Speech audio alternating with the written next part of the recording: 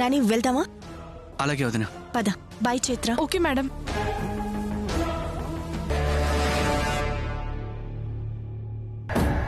Sir, sudden గా ఏమైంది? ఏదో ప్లాన్ అన్నారు. పవర్ తీయించేసిన 5 నిమిషాలకే కరెంట్ వచ్చేలా చూడమన్నారు. సీతగారినేమో పంపించేశారు. ఐడియా ఏమన్నా మార్చుకున్నారా సార్? కొన్ని అనుకున్నా చేయలేం, కొన్ని అనుకోకుండా చేస్తాం. ఈరోజు ముహూర్తానికి ప్లాన్ ఎందుకో వర్కౌట్ కాదనిపించింది, అందుకే పంపించేశాను. బట్ వదలను. సీతని నాతాన్ని చేసుకుని తీరుతాను.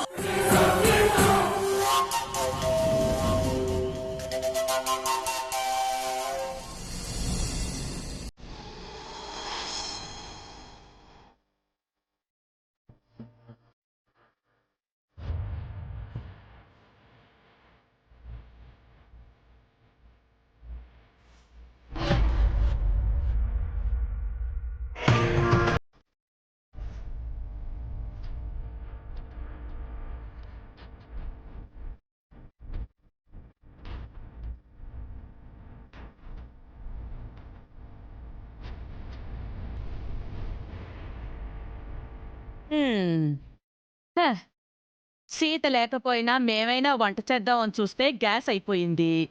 పోతే పోని బయట నుంచి తెప్పించుకుందామంటే ఎవ్వరి దగ్గర చిల్లి గవ్వ కూడా లేదు.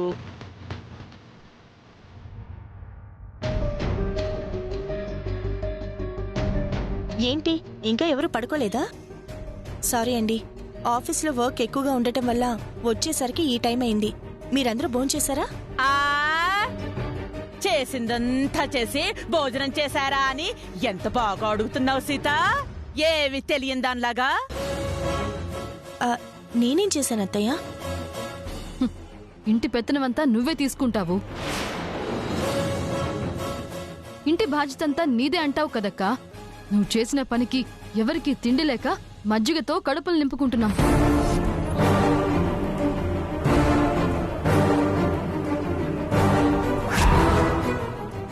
అంత అవసరం ఏముంది దాక్షాయిని?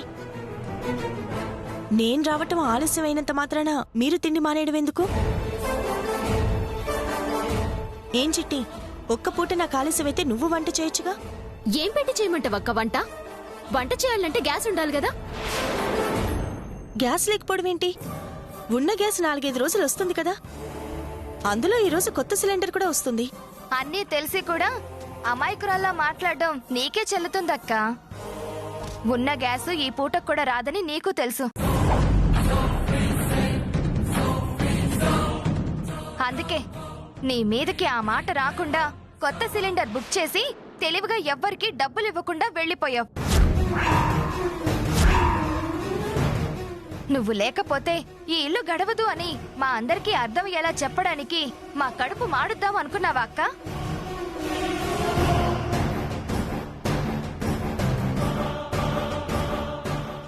నేను సిలిండర్కి డబ్బులు ఇవ్వకపోవడం ఏంటి?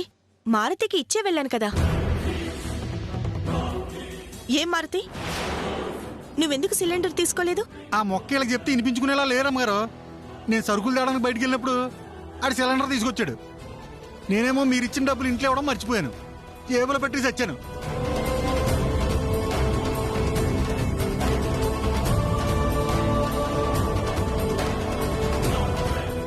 విన్నారు కదా, సమయానికి మారుతి ఇంట్లో లేకపోతే అది నా తప్ప.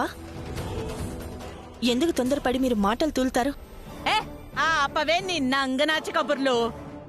వీడు కూడా నీతొత్తే. నువ్వు ఆడమన్నట్టు ఆడతాడు. అరే, ఇంట్లో కడుపుతో ఉన్న ఒక పెళ్ళుందే. వయసు పడిన పెద్దదాన్ని నేనున్నాను. కష్టపడి ఇంటికొచ్చే మగవాళ్ళు 2 అరే, గ్యాస్ లేకపోతే వీళ్ళు తిండి ఎలా తింటారు అన్న ధ్యాస కూడా లేదా నీకు?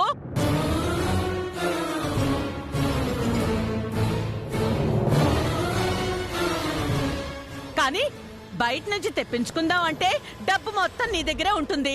మా దగ్గర చెల్లి గబ్బ కూడా ఉండదు. మొత్తానికి నువ్వనుకున్నట్టుగానే మా అందరినీ పస్తులుంచావు కదా సీత.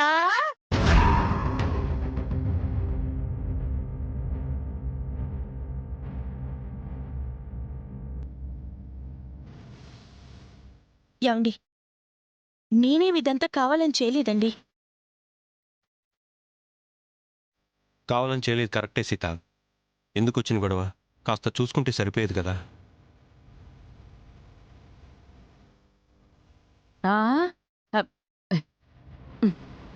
వదినా, నువ్వైనా మారుతికి డబ్బులిచ్చి వెళ్లే బదులు ఇంట్లో ఎవరో ఒకరికి ఇచ్చి వెళ్ళొచ్చు కదా వదినా. నీకు ఇదంతా ఉండేది కాదు కదా.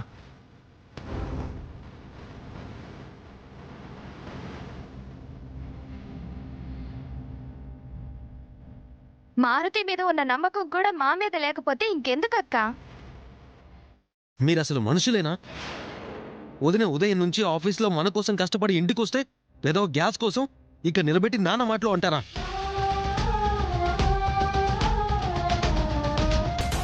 మీరు జన్మకి బాగుపడరు. ఛా!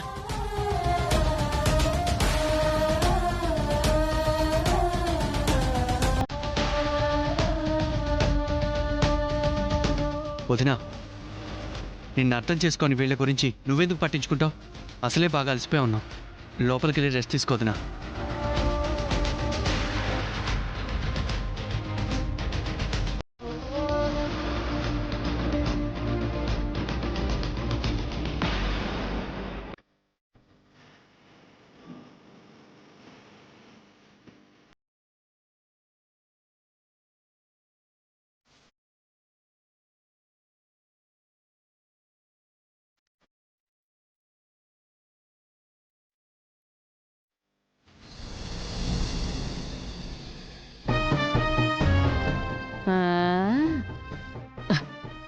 ఎంతన్నా చీమ కుట్టినట్టు లేదేంటి వీళ్ళకి? హా, అయినా నాకెందుకొచ్చింది? నేను దాచుకున్న యాపిల్స్ ఉన్నాయిగా, బాగా ఆకలిస్తోంది. అవే వెళ్ళి తింటాను.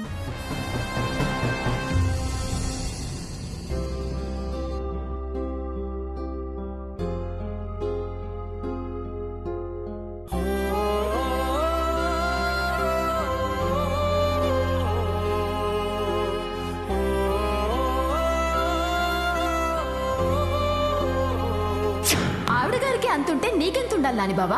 నువ్వు నీ బండి మీద పో. నువ్వు చేసిన పనికి ఎవరికి తిండి లేక మజ్జిగతో కడుపులు నింపుకుంటున్నావు. నువ్వు లేకపోతే ఈ ఇల్లు గడవదు అని మా అందరికీ అర్థం ఎలా చెప్పడానికి మా కడుపు మాడుద్దాం అనుకున్నావా అక్క? ఏమండి, భోంచెదురుగాని రండి. ఇప్పుడేం తింటాంలే సీత, నాకొద్దు. ఏమీ తినకుండా ఎలా పడుకుంటారండి? కొంచెమైనా తినండి, రండి. వద్దంటున్నాను కదా సీత. అది కాదండి, నాకొక విషయం అర్థం కాక అడుగుతున్నాను. నా వల్ల పొరపాటు జరిగిందో లేదో తర్వాత విషయం. నాకు అర్థం కాంది ఏంటంటే, ఒకవేళ గ్యాస్ అయిపోయినా కూడా ఇంట్లో కరెంట్ రైస్ కుక్కర్ ఉంది, 4 ఆడవాళ్లున్నారు, ఇంట్లో పచ్చళ్ళున్నాయి, పెరుగుంది. కావాలని నన్ను మాటలు అనడానికి కాకపోతే కుక్కర్లో రైస్ పెట్టుకుని ఉంటే సరిపోతుంది కదండి. నాకు ఆఫీస్లో లేట్ అయినప్పుడల్లా అందరినీ ఇలాగే పస్తులు పడుకోబెడతారా?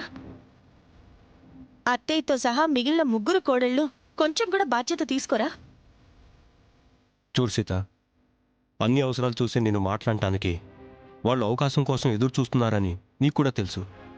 తెలిసినప్పుడు ఏ మారుతికో గ్యాస్ కోసం డబ్బులు ఇచ్చి వెళ్లే బదులు ఇంట్లో ఉండే ఆడవాళ్ళకి ఇచ్చి వెళ్ళి ఉంటే ఈ సమస్య వచ్చి ఉండేది కాదు కదా. ఇంత చిన్న విషయానికి ఇంత రాద్దంతం చేస్తారని నాకేం తెలుసండి? నేను సరుకులకి, గ్యాస్కి, మారుతికి డబ్బులిచ్చి వెళ్ళాను. ప్రతిదానికి మీరిలా అపార్థం చేసుకుంటే ఎలాగండి? చిన్న విషయమైనా సరే సీత, నువ్వు పట్టించుకోకపోతే నువ్వు ఇలాంటి కష్టాలు ఎదుర్కోవాల్సిందే. బిజినెస్ మేనేజర్గా నువ్వు ఆఫీస్ పనులు మేనేజ్ చేయటం ఎంత ముఖ్యమో, ఈ ఇంటి పెద్ద కోడలిగా ఇంటిని మేనేజ్ చేయటం అంతకంటే ముఖ్యం. ఒక్క చిన్న పొరపాటు చేసినా నీతో పాటు ఇంటి పెద్దగా నేను కూడా మాట పడాల్సి వస్తుంది. అది రాకుండా చూసుకో. ఏమండి,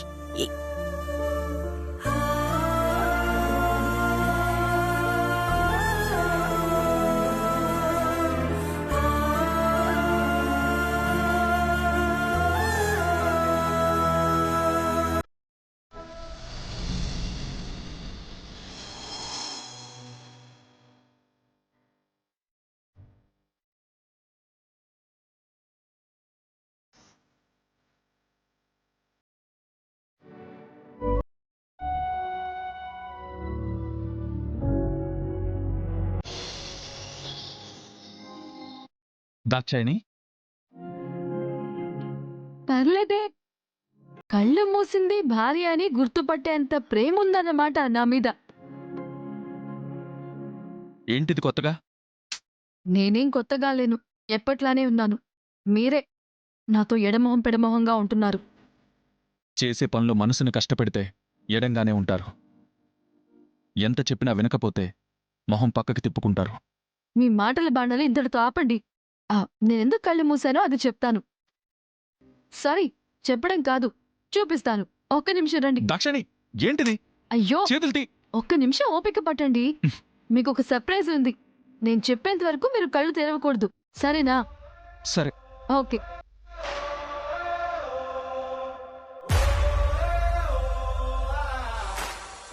ఇదే సర్ప్రైజ్. ఏంటిది? మీరే చెప్పొచ్చు కదా. షర్ట్లా ఉంది. షర్ట్లా ఉండడం కాదు, షర్టే. మా శ్రీవారికి నేనిస్తున్న గిఫ్ట్. ఇప్పుడెందుకు దాక్షాయిని ఇది? ఏమండి, ప్రేమతో భార్య గిఫ్ట్ ఇస్తే తీసుకోవాలి కానీ అలా అడుగుతారా ఏంటి? త్వరలో మీ పుట్టినరోజు వస్తోంది కదా, ఆ రోజు మీరు కొత్త షర్ట్ వేసుకోవాలి. ఇది కొనడానికి డబ్బులెక్కడివి?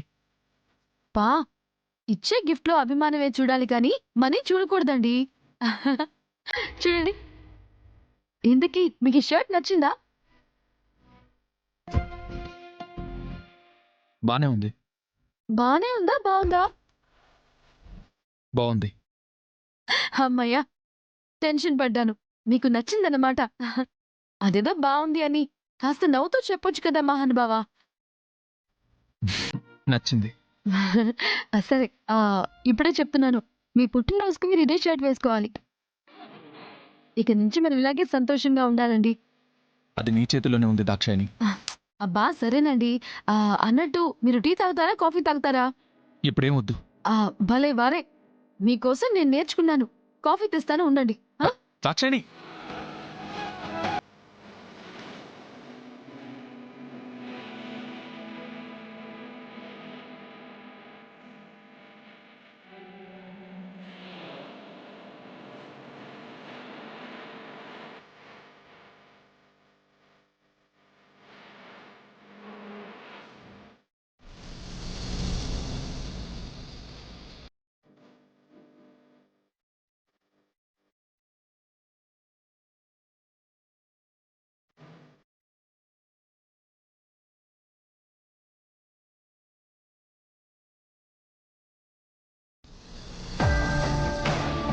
అమ్మయ్యా, మెల్లగా ఈయన లైన్లోకి వస్తున్నాడు.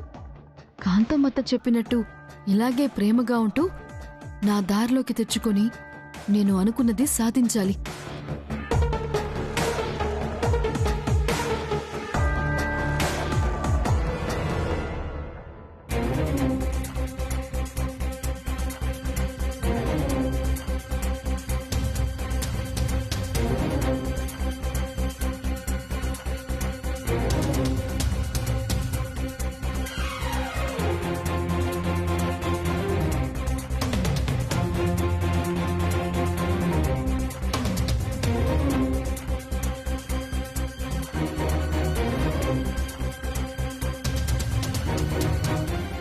ఏమండి,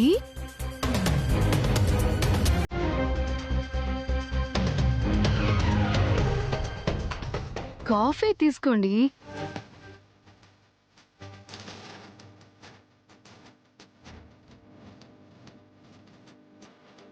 ఏంటి కొత్త అలవాట్లు? అయ్యయ్యో, భర్తకి భార్య సేవలు చేయడం అలవాటు కాదండి, పద్ధతి. మీకోసమని ప్రత్యేకంగా నేను ఈరోజు గుత్తొంకాయ కూర కూడా చేస్తున్నాను. నువ్వింత శ్రద్ధగా నా కోసం చేసే పనుల వెనక నీకు నా దగ్గర నుంచి కావాల్సిన పని ఏదో ఉన్నట్టుంది. అదేంటో చెప్పు ముందు. చిలిపి, అన్ని కనిపెట్టేస్తారు. ఇదిగోండి.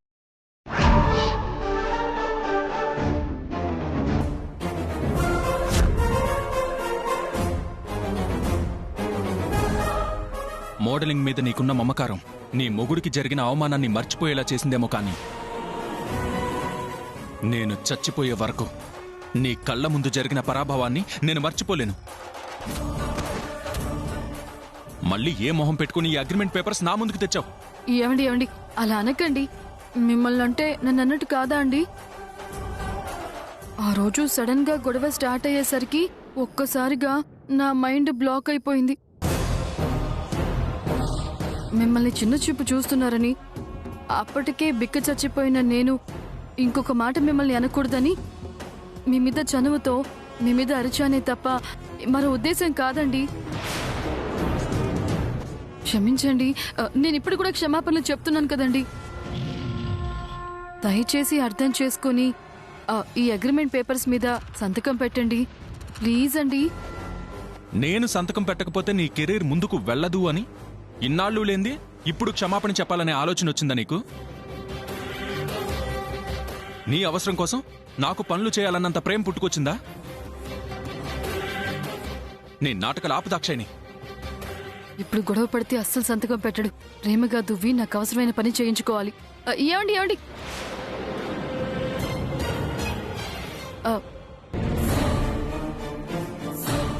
అంత కోపం తెచ్చుకోకండి. మళ్ళీ చెప్తున్నాను, నేను మోడలింగ్కి వెళ్తోంది నా స్వార్థం కోసం కాదండి, మీరు బాగుండాలని, మనకి పుట్టబోయే బిడ్డల భవిష్యత్తు సంతోషంగా ఉండాలని. నువ్వెన్ని చెప్పినా కూడా నాది కూడా నీలాగే ఒక్కటే మాట. నువ్వు మోడలింగ్ చేయడం నాకిష్టం లేదు, అంతే.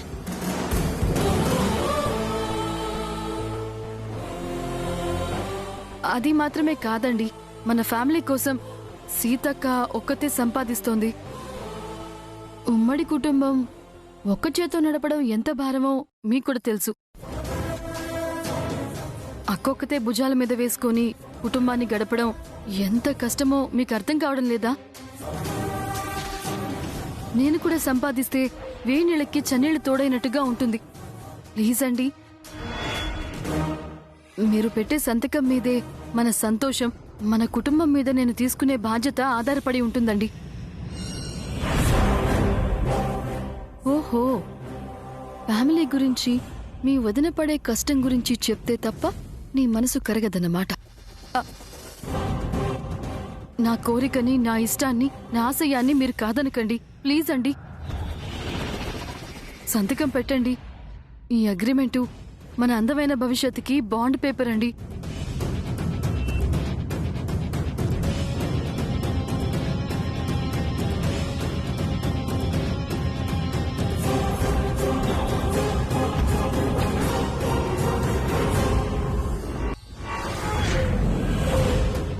సర్లేండి, మీకు అగ్రిమెంట్ పేపర్స్ మీద సంతకం పెట్టడం ఇష్టం లేకపోతే వదిలేయండి. మోడలింగ్ ని వదిలేసి వంటింటికి ఉందేలా నేనెప్పుడు ఈ ఇంట్లోనే పడి ఏడుస్తాను. ఇష్టం లేదనేగా నేను ఏ కరువు పెట్టేది? నోరు మీరా, అవకాశం ఉన్న పని డబ్బు సంపాదించడానికి చేస్తాను అంటే దాని ముందరి కాళ్ళకి బంధం వేస్తానంటావేంటి? కోరుకున్నా కూడా ఇంత అదృష్టం ఎవరికైనా వస్తుందా? దాక్షాయనికొచ్చింది.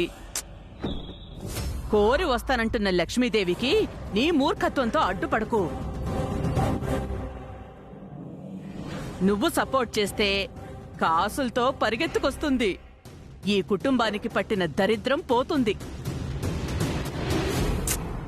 సంతకం పెట్రా.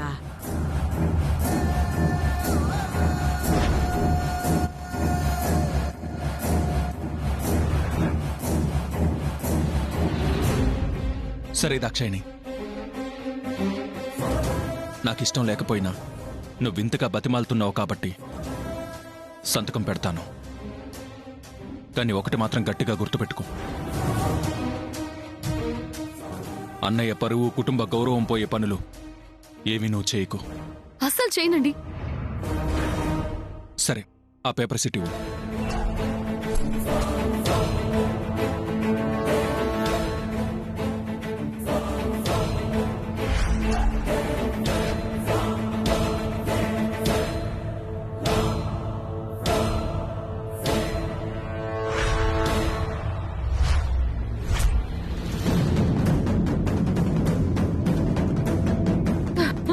అత్తయ్యా అయ్యో థ్యాంక్ యూ అత్తయ్య. సరే సర్లేవే, నేను కొనిచ్చిన మేకప్ కిట్ ఉంది కదా, దాంతో బాగా మేకప్ వేసుకో, సరేనా? సరే సరే అత్తయ్య, సరే. ఛ! నేను దగ్గర అనవసరంగా 1500 తీసుకున్నాను. అప్పటి నుంచి అది ఇచ్చిన మేకప్ అంటూ చావగొడుతోంది. వీళ్ళ దగ్గర అడ్వాన్స్ తీసుకోగానే ముందు దీన్ని 1500 ఇచ్చేయాలి.